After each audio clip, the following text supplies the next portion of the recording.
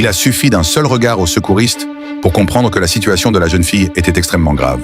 Du liquide céphalorachidien s'écoulait de son oreille, ses 4 membres avaient complètement perdu toute sensibilité et elle ne réagissait plus du tout. À cet instant, sa tête n'était plus reliée au reste de son corps que par la peau et les muscles.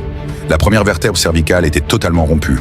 Le moindre mouvement, même infime, pouvait lui coûter la vie sur le champ. Les 2 secouristes se sont immédiatement mis en état d'alerte. Cette opération de sauvetage s'annonçait particulièrement délicate. Le responsable de l'équipe s'est aussitôt avancé pour rassurer la jeune fille. Tout en lui expliquant la gravité de la situation, il lui a recommandé de rester absolument calme. Les secouristes ont rapidement apporté un brancard cuillère. Ce type de brancard permet d'être glissé sous la victime sans avoir à retourner son corps. Il suffit ensuite d'en verrouiller les attaches. La stabilisation du corps était relativement simple, mais celle de la tête exigeait une prudence extrême.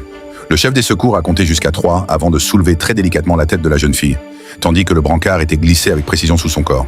Ils ont ensuite placé 2 cales de maintien de chaque côté de sa tête, puis les ont solidement fixées à l'aide de bandes adhésives.